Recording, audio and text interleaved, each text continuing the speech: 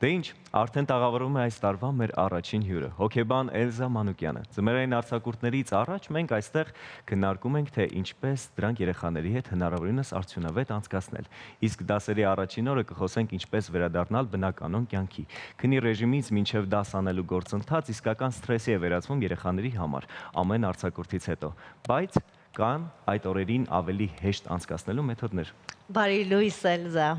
Բարի լույս, շատ ուրախ եմ ձեզ տեսնելու։ Նմանապես շնորհակալություն, շնորհավորում եմ ձեզ տոների կապակցությամբ եւ շատ ուրախ եմ, որ մեր տաղավարում եք։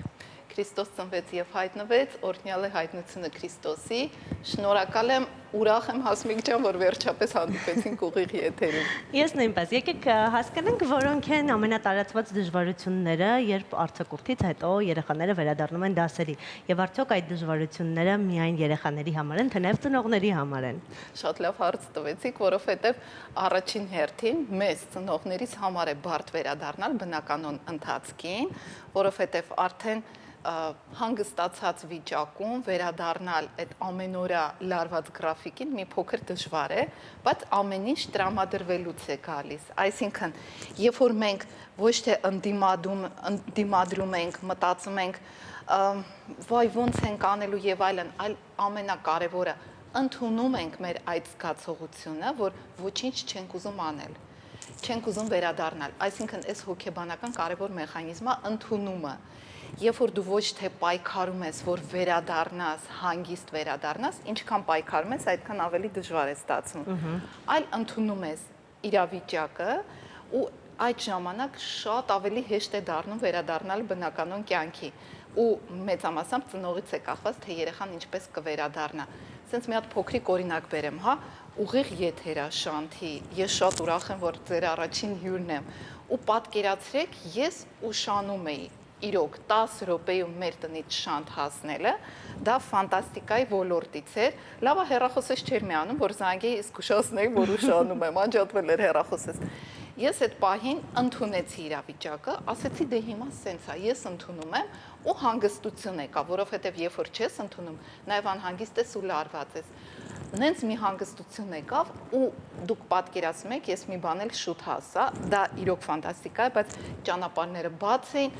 կայանման խնդիր չկար, ոնց որ ամեն ինչ դասավորվում է, երբ որ դու ընդունում ես ու երբ որ ներքուստ հանգստանում ես։ Երբ որ այդ երկու հանգամանքը կա, մնացածը շատ ավելի հեշտ է դառնում։ Միանշանակ։ Կարծում եմ հարմարվելու փուլում ամենաբարդը դա քնի ռեժիմը կարգավորելն է։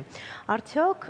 ճիշտ է միանգամից կտրուկ անցնել ճիշտ քնի ռեժիմի, թե նախապես պետք է մի քանի օր շուտ այդպես ադապտացիայի փուլ անցնի երեխան։ Ցանկալի է մի քանի օր շուտ ու քնից առաջ գործող հաճելի ռիտուալները, որպեսզի պահպանվեն։ Այսինքն, եթե երեխաները փոքր են կամ անկախ նրանից փոքր են թե մեծ են, եթե կան լավ ռիտուալներ, այսինքն դե լողանալուց հետո գիրք ընթերցել, կամ ծնողն է ընթերցում, կամ երեխան է ընթերցում, օրինակ իմ 11 տարեկան տղան դե վաղուց է ինքնուրույն ընթերցում, առաջի դասանից ինքը գրադարան է գնում, իր գրքերը ինքն է ընտրում, բայց արի ուտես, որ 11 տարեկան է հիմա, այս ընթացքում այնքան է ծուլացել տոներին, հա, որ ինքնուրույն կարդալ հեչ չէր ուզում։ Դրա համար մենք այդ երեկոյան վերականգնեցինք այդ ավանդույթը, իր տեղերի մեջ պարկում ենք, մեջ ես եմ կարդում, մեջ ինքն է կարդում ու բավականին շատ կարդում ենք։ Այսինքն այդ ռիտուալը բերել ենք ոչ թե ժամը 11-ի վրա, այլ ժամը 10-ի վրա։ Աստիճանաբար ավելի քչացնում ենք, որ հեշտ լինի անցումը դեպի դպրոց գնալը։ Իսկ երբ ծնողը բախվում է դժվարության, երբեմն լացի, որ չեմ ուզում դպրոց գնալ, երեխան ասում է, դիմադրում է, ինչ կերպ պետք է արձագանքի, արդյոք բարկանալը ճիշտ լուծում կլինի այս հարցում։ Չէ, շատ այնքան ճիշտ հարցեր եք տալիս, արդեն ճիշտ կողմնորոշմամբ բարկանալը երբեք չի օգնում, այլ հակառակը պետք է դադար տալ ու երեխային լսել։ Իսկ ինչի չես ուզում, սա կոչվում է ակտիվ լսել, որ երեխան խոսի։ Ծնողը ուղղակի պետքա առանց շեղվելու, առանց հեռախոսի վրա շեղվելու, հեռուստացույցի վրա շեղվելու, լսի ու վերաձևակերպի երեխայի միտքը։ Հա չես ուզում շուտ արթնանաս, այսինքն երեխայի խոսելուց հետո։ Քեզ դժվար է վերադառնալ, երբ որ երեխան ասում է չեմ ուզում պարապեմ, որովհետև այդ պրոկրաստինացիա ասվածը բոլորիս մոտ կա, անվերջ հետաձգումը եւ չուզենալ վերադառնալը։ Քեզ դժվար է, Այսինքն մենք բանավոր վերահաստատում ենք երեխայի ասածը, բայց ոչ այնպես, որ երեխան մտածի մենք իրան ծաղրում ենք։ Վերահաստատում ենք ու երեխան սկսում է բացվել, կարող է այստեղ ուրիշ բաներ, կարող է էլի էս խաղալ ուզում։ Այսինքն երբ որ մենք այսպես կոնստրուկտիվ զրույց ենք վարում, դա կոչվում է ակտիվ լսել։ Երեխան ոչ կապրիզ է անում եւ ոչ էլ ծնողը բարկանալու կարիք ունի եւ մանավանդ բարկանալով հաստատ ոչ մի հարցի խնդիր չես լուծի, հակառակը երեխային մի քայլ հեռու քեզանից կվանես։ Շատ լավ, բայց եթե երեխան օրինակ ընդդիմանում է, մի ոտը դնում է երկու կոշիկի մեջ կամ երկու ոտը դնում է մեկ կոշիկի մեջ եւ ասում է չէ, ես ուզում եմ շարունակեմ այս ռեժիմը, ինձ ավելի է դուր գալիս։ Ինչ անել է այդ պարագայում, ոնց հաղթահարել այդ կամակորությունը։ Այդ կամակորությունը նայած որ տարիքի երեխայի մոտ է ու նաև գրաֆիկից է կախված։ Կարող է երեխան ուշ է արթնացել, ուշ է քնել, շուտ է արթնացել ու այդ պատճառով է երեխան կամակոր։ Այսինքն երեխան հենց այնպես կամակոր չի լինում։ Պետք է հասկանալ ֆիզիոլոգիական պահանջները երեխայի բավարարված են, որովհետև նախապես երեխան այդտենց ոնց որ նկարագրեցիք, որպես այդպեսին վարկ չի ցուցաբերում, բայց եթե պետքա տանել մանկապարտեզ կամ դպրոց ու երեխան այդ պահին կապրիզ է անում, ոչ է բարկանալ է պետք, այլ գրկել էլի ակտիվ լսել երեխային։ Ինչ ես ուզում, կամ երբ որ երեխային մի քիչ ժամանակ ես տալիս, լավ, ուզում ես հիմա դուրս գանք, թե ուզում ես 5 րոպե հետո։ Երբ որ ընդհանրապես այս փոքրիկ թվացող քայլով, հա, երեխային հնարավորություն ենք տալիս ընտրության, կարծես թե փոքր քայլ է, բայց մեծ որոշիչ դեր ունի։ Երեխան, որ հասկանում է ունի ընտրության հնարավորություն, 5 րոպեից դուրս գանք, չեք պատկերացնի ոնց են փոխում երեխաները։ Ծնողների մեծամասնության սխալներից մեկը մեր օրերում կարծում եմ դա համեմատելն է երեխային այլ երեխաների հետ եւ նույնիսկ արթնանալու հետ կապված, ասում են այ ուրիշները կարողանում են շուտ արթնանալ, իսկ դու ոչ, ինչու ես դու այսպեսին եւ այդպես սկսում է համեմատությունը։ Ինչ հետք է թողնում այս համեմատությունը երեխայի ինքնագնահատականի վրա։ Շատ կարևոր նկատառում էր, այո, երբեք չի կարելի երեխային համեմատել, որովհետև չկան հավասար մարդիկ, չկան հավասար հնարավորություններով։ Մի երեխան մի բանում առաջադիմում է, մյուս երեխան ուրիշ բանում է առաջադիմում, դրա համար կատեգորիկ չի կարելի համեմատել երեխային ուրիշ երեխաների հետ, բայց այ հենց արթնանալու հետ կապված մի հետաքրքիր սովորություն կարելի է ներմուծել երեխայի կյանք, որը որ իր համար խաղ է, իսկ խաղը միշտ դրական արդյունքների է բերում։ Այսինքն երեխան ինքնուրույն դնում է իր զարթուցիչը։ Երբ որ երեխան ինքնուրույն է միացնում իր զարթուցիչը, նա ավելի պատասխանատու է վերաբերվում վերկանալու հարցին։ Ու անկեղծ ասած ծնողների օրինակն էլ կարևոր է։ Եթե ծնողն էլ անդադ ձգում է, անդադ բողոքում է իր աշխատանքից, անդադ հետաձգում է, երեխան նույն կերպ վարվում է ուսման հանդեպ։ Եթե ծնողը կարգ ու կանոնով է, եթե ծնողը սիրով է արթնանում, սիրով է գնում աշխատանքի, երեխան էլ որպես կանոն սիրով գնում է դպրոց, չի բողոքում, չի տրտնջում, ուրախ զվարթ գնում է դասի։ Լավ, նայեք, ախր առանձին պատմություն է ինչպես վերադառնալ քնի ռեժիմին, բայց կա մի պատմություն, որ ավելի բարդ է։ Ամենայն դեպս իմ պարագայում ավելի բարդ է տրվել։ Ինչպես վերադառնալ դաս անելուն կամ չանելուն, որովհետև երբեմն երեխաները 2 շաբաթից մինչև նույնիսկ 3 շաբաթ մնում են արձակուրդի մեջ ու դաս չեն անում, ինչպես վերադառնալ այդ դաս անելու, ոնց նստացնել իրան սեղանի շուրջ, որ իրանք դաս անեն։ Աստիճանաբար իրոք բարդ է, բայց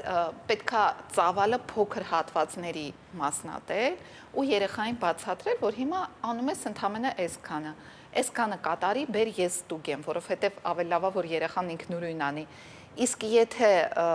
մենք մեր դասապատրաստման կենտրոնում ենք այդպես անում, այսինքն միանգամից ամբողջ ծավալը երեխայի առաջ չենք դնում։ Հիմա անում ենք այս դասից այսքանը, հետո խաղում ենք, հետո նորից այս հատվածն ենք անում։ Այսինքն սենց հատվածաբար դասը անելով շատ ավելի հեշտ է երեխային տրվում, ընդ որում ոչ միայն արձակուրդից հետո, այլ ողջ տարվա ընթացքում կարևորը ճիշտ ժամանակային սահմանափակում ունենալ, դասերը մինչև ժամը 6-ն ենք ավարտում։ Այսինքն երեխան ունի նաև վերջնաժամկետ, այդ վերջնաժամկետը բոլորիս շատ օգնում է, նաև երեխաներին։ Մինչև ժամը 6-ը մենք բոլոր դասերը վերջացնում ենք, բայց քիչ-քիչ։ Հիմա այսքանը արա, առաջի դասարանցու համար դա կարող է մի տող լինի, թվում է թե հեշտ է, բայց առաջի դասարանցուն շատ դժվար է տրվում մի տող գրելը, մի տող գրի, հետո հանգիստ, հետո նորից շարունակի։ ցանկացած դասարանի մասին է խոսքը, մասնատել ծավալների։ Բայց երբ դասի ընդհանուր ծավալը շատ է լինում, իսկ հիմա կարծում եմ շատ են հանձնարարությունները դպրոցից լինում,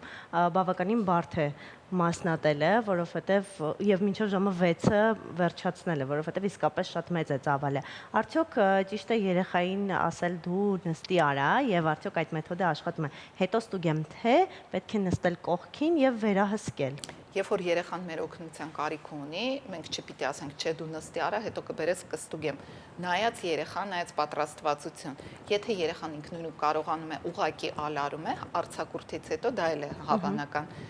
Ծնողը կողքը նստում է, ուղղորդում է, բայց եթե երեխան ինքնուրույն կարող է անել, այո, դու արա, ունես 5 րոպե ժամանակ, տայմերը դու միացրու։ Բեր ես ստուգեմ։ Իսկ ծավալի հետ կապված տեսեք, էլի մեր կանա կենտրոնի փորձից ասեմ, անգամ 9-րդ դասարանցիներ ունենք, որ գալիս են դասապատրաստման, կրկին մինչև ժամը 6-ը հասցնում ենք դասերը։ Իհարկե, այդ պաուզաները, դադարները արդեն բարձր դասարանցիների դեպքում չեն լինում, բայց միևնույնն է մինչև ժամը 6-ը հասցնում ենք ավարտել դասերը։ Եթե ուզում է լրացուցիչ պարապել, եթե կարիքը կա, հանձնարարում ենք, բայց հետադարձ կապով, բայց հիմնականում ժամը 6-ին ավարտում ենք, վերջացավ։ Շատ լավ, դասերն էլ հասկացանք, բայց կան երեխաներ, չէ՞ որ գնում են պարապմունքների տարբեր տարատեսակ։ Պարապմունքներին էլ վերադարձնելա պետք կատարել նույն սկզբունքով աստիճանաբար, թե միանգամից գնա բոլոր պարապմունքներին, ոնց գնացել ես առաջ մինչև արձակուրդները։ Եվ հետո այդ ժամանակ պարապմունքները լինում են մինչև 6-ը, դասերը զուգահեռ, ինչպես մինչև 6-ը հասցնել։ Էլի ունենք երեխաներ, որ գալիս են դասապատրաստման մեն, ավելի ցածր դասարանների ու հասցնում են։ Ավելի բարձր դասարաններինը, որպես այդպեսին պարապմունքները ավելի ուշ ժամերի են լինում, այսինքն դասապրոցեսը մինչև ժամը 6-ը ավարտում են։ Իսկ պարապմունքների վերադարձը, Սամվելի հարցը, արդյոք ստրեսային է թե ոչ։ Նայած ինչ պարապմունք, եթե ֆիզիկական է, երեխաները հաճիկով ֆիզիկական պարապմունքների գնում են, այսինքն առանց դանդաղ վերադարձի, չէ՞, կլինի դա պար, կլինի դա ֆուտբոլ կամ սպորտային տարբեր ակումբներ։ Այդ էլ իմ երեխաների փորձից եմ ասում, բայց ուսումնականները երևի թե էլի աստիճանաբար, բայց որ սկսվում է, արդեն սկսվում է, այսինքն վերջ, արդեն process-ը գնաց։ Մեր դարում էկրանային ռեժիմը կարծես թե սահմանափակելը դժվար է ոչ միայն առօրյայում, դժվար է նաև հատկապես տոներից հետո, արձակուրդներից հետո, ինչպես անել, ինչպես այդ անցումը անել, ինչպես սահմանափակել ժամանակը էկրանային կյանքի։ Իրոք բարդ է, երեխայի հետ հաճախակի խոսել է պետք այդ մասին, պայմանավորվել ու բացատրել, որ ոչ թե բարկանալ, այլ բացատրել ես հասկանում եմ, որ դու չես հասկանում ժամանակը, որը որ դու անցկացնում ես էկրանի առջև, որովհետև ակնթարթի պես է անցնում, մեզ համար էլ մենք էլ չենք նկատում, որ ինչքան ժամանակ ենք չէ անցկացնում, հանգիստ պայմաններում երեխային բացատրել, որ լավ կլինի դու բուդիլնիկ միացնես, հա, մի ժամ ենք պայմանավորվում օրական, բայց դասերից հետո մի ժամանոց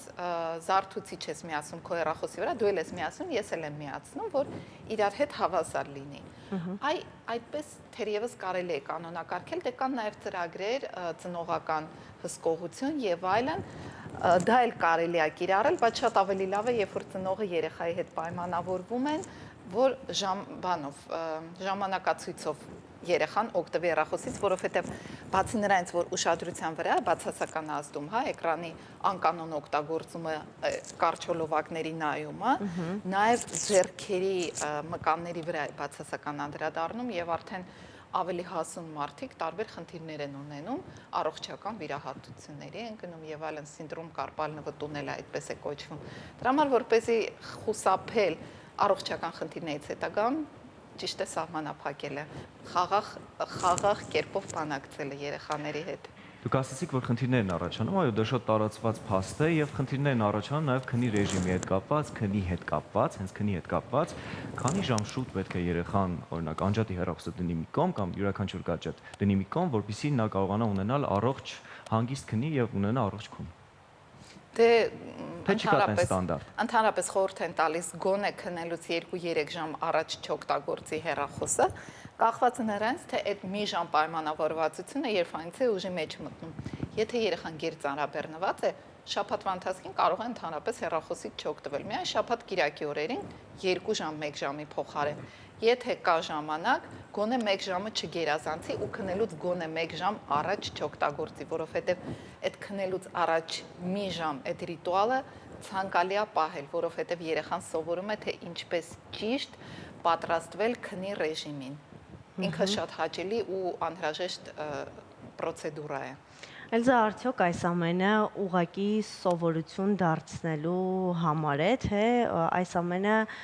կարող է բերել նաև ստրեսի երեխային, այսինքն հնարավոր է ռեժիմը տեղը բերել, թե այս ռեժիմը եթե չկարողանան տեղը բերել, դա վերածվի ստրեսի եւ արդեն մասնագետի կարիք լինի։ Ստրես երեխաները ապրում են շատ հաճախ ծնողի վերաբերմունքից, այսինքն եթե ծնողը ինչ-որ բանի վերաբերում է որպես ստրես, ծանր է տանում, ոչ ադեկվատ է վերաբերվում, գերպատասխանատու է, դա փոխանցվում է երեխային։ Եթե ծնողը դա ստրես չի ընկալում, երեխան էլ դա ստրես չի ընկալում։ Դրա համար ինչքան հնարավոր է երեխայի հետ պետք է լինել ոչ թե հրամայողի դերում, հա, սա արա, նա արա, սա մի արա, նա մի արա,